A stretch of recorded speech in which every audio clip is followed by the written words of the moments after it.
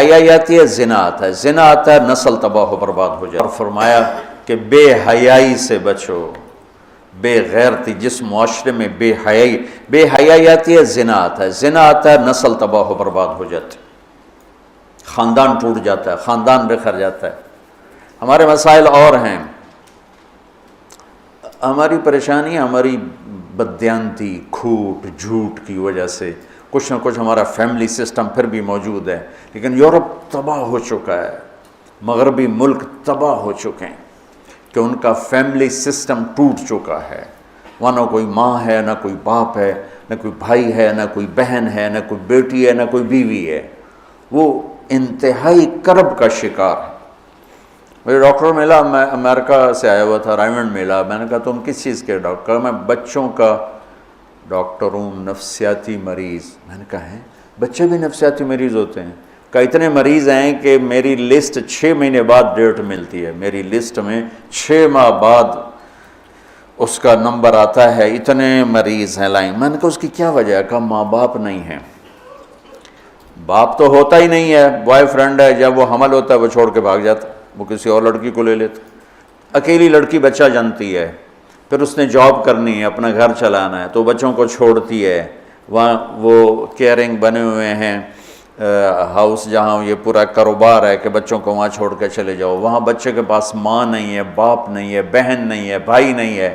وہ آنکھ کھولتا ہے تو ایک غیر مانوس ماحول میں ہوتا ہے. کہاں ہم وہاں جہاں یہ بیبی کیئرنگ بنے ہوئے ہیں سینٹر، وہاں دیواروں کے اوپر فوم لگا ہوا ہے، چونکہ بچے ٹکرے مارتے ہیں دیواروں میں، اپنا سر پھاڑ لیتے.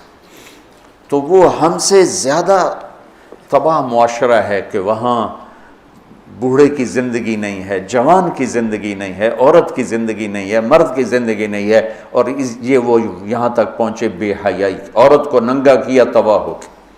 عورت کو مرد کے ساتھ بٹھایا، تباہ ہو کے. میرے رب نے حد فاصل قرار دیا. عورت الگ جنس ہے، مرد الگ جنس ہے. عورت کے لیے گھر کی زندگی ہے، مرد کے لیے بازار کی زندگی ہے. جب تم بڑے دانشور بنو گے اور ایک ڈیسک پہ ان کو بٹھاؤ گے تو بے حیائی.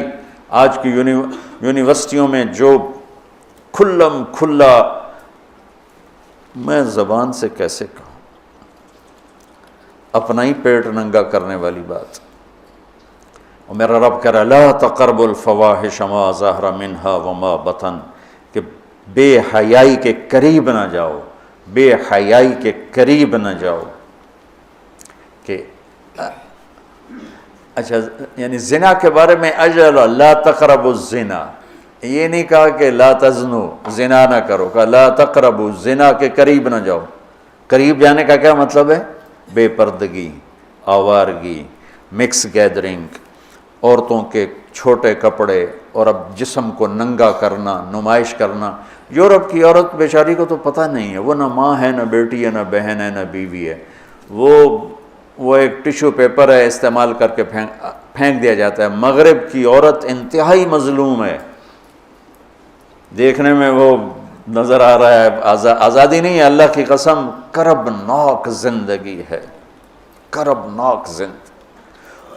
اس لڑکی کا کیا حل ہوگا جو 11 سال کی عمر میں اپنا خاوند ڈھونڈنا شروع کرے اور 20 نوجوان اسے استعمال کر کے پھینکتے چلے جائیں. اس کی کیا زندگی ہوگی؟ اور اس نوجوان کی کیا زندگی ہو جو بیوی کی تلاش میں دھکے کھا مر جائے اور اسے کوئی وفادار لڑکی نہ ملے. عورت کو شوہر نہیں ملتا، مرد کو بیوی نہیں ملتی، تو اس لیے وہاں کی نسل گھٹ گئی ہے. تو میرا رب کہتا ہے لا تقربوا. لا تقربوا کا مطلب ہے کہ جو چیزیں بدکاری کو ہوا دیتی ہیں وہ ہے مرد عورت کا کھلا اختلاف، عورت کی بے پردگی، اور عورت کا کپڑوں سے باہر آ جانا. مرد پورے کپڑوں میں اور عورتیں ٹانگیں ننگی کرتی جا رہی ہیں، رانیں ننگی کرتی جا رہی ہیں، بازو ننگی کرتی جا رہی ہیں. کوئی تو عقل کی بات ہو. یہ شیطان نے عورت کو الٹے راستے پہ چلایا اور اس نے اپنی عزت بھی گنوا دی، عصمت بھی گنوا دی، اور اپنا مقام اور مرتبہ بھی گنوا دی.